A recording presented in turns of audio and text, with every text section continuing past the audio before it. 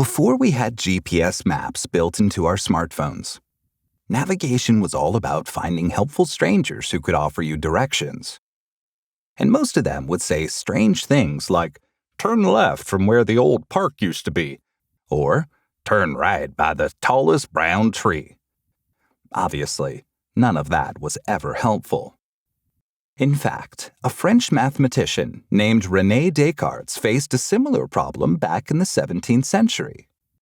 He was never lost for directions, but was lying sick in bed when he happened to notice a fly sitting on the ceiling of his room. He realized he could describe its position based on the grid formed by the tiles on the ceiling. Maybe it was 7 tiles right from the left edge, and 4 tiles up from the bottom edge. And if this story is true, the concept of the Cartesian coordinate plane was born. Named after Descartes, Cartesian coordinates are a method of identifying a point on a graph relative to a set of lines.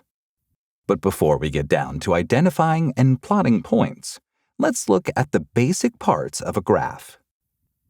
The most commonly found coordinate plane is the 8x8 chessboard. Along the bottom, there are columns labeled A through H, and along the side, there are rows labeled 1 through 8. If you want to talk about a specific square on the board, you can refer to it by its number and its letter.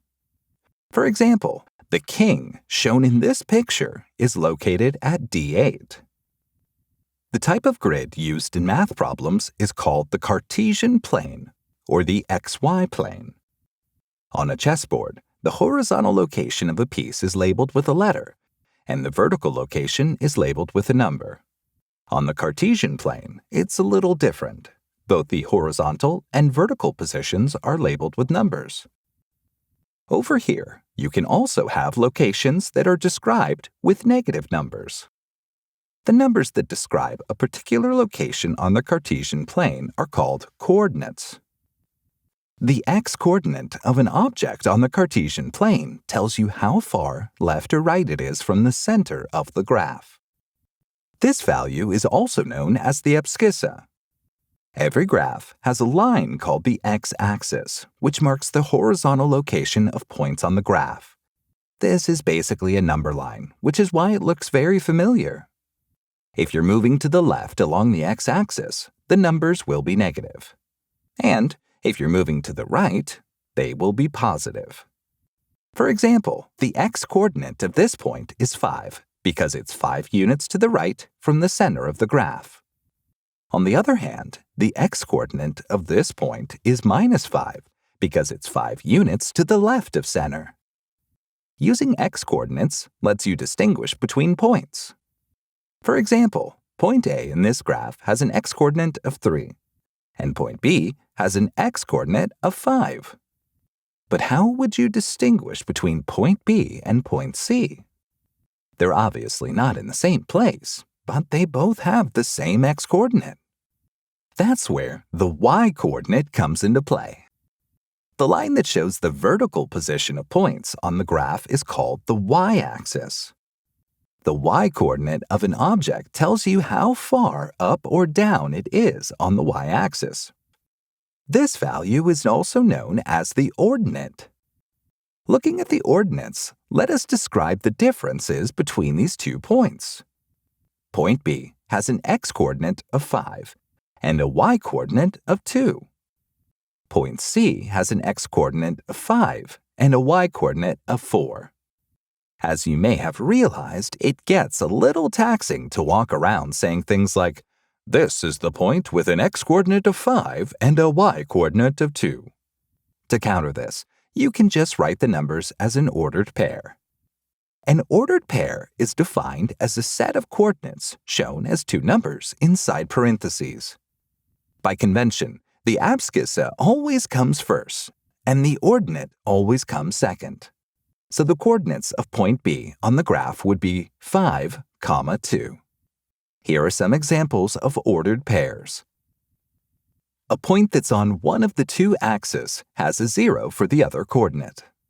For example, this point is labeled 5, 0, because it's 5 units to the right of the middle of the graph, and 0 units up or down. This point is labeled 0, 3, because it's 3 units up from the middle of the graph and 0 units to the right or left. The point at the very middle of the graph is called the origin, and its coordinates are 0, 0, because it's 0 units away from the center of the graph in both directions. If we draw a line on the graph, sometimes the line crosses either the x-axis or the y-axis. The point where a line crosses an axis is called an intercept. If it's the x-axis, we call it the x-intercept, and if it's the y-axis, we call it the y-intercept. A line can have either an x-intercept, a y-intercept, or both. If you take a step back and look at this graph, you'll see that the x and y axes divide it into 4 parts. Each of these parts is called a quadrant. To make life easier, each of them is numbered, starting from the first quadrant at the top right. In the first quadrant, both x and y coordinates are positive. The top left is the second quadrant. Over here, the coordinate x is negative, but y is positive. This is because we're left of the origin, but above the x-axis. The bottom left region is the third quadrant, where both x and y are negative. And the bottom right is the fourth quadrant, where x is positive, but y is negative. In this lesson, we went through the relevant terminology to learn all at once, so don't worry if you don't get it all immediately.